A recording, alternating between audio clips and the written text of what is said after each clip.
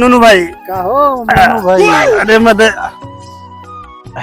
एगो बात पूछे गल है यार तो से पूछो मतलब पूछो बेशक एकदम बेशक पूछो बेहिचक पूछो कोनो बढ़िया डॉक्टर के जाना तलो बड़ी अरे भैया डॉक्टर का कमी बा हैं? तनी यार बहुत तनी एगो बढ़िया डॉक्टर बताओ ना बहुत हमरा बढ़िया के। चलो हम बढ़िया डॉक्टर के तारा लिया चलो तू का है का बात है का हो गेलो? अरे यार दो तीन गो ऐसा ऐसा हमर बीमारी हो गल बा ना अच्छा कि उ समझ ल कि ठीके नहीं हो। कैसन बीमारी हो कैसन बीमारी बोलो?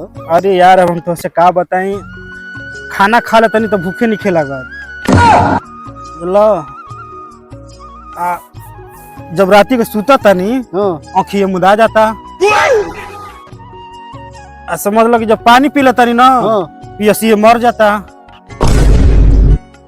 ई कैसन बीमारी है हो हैं?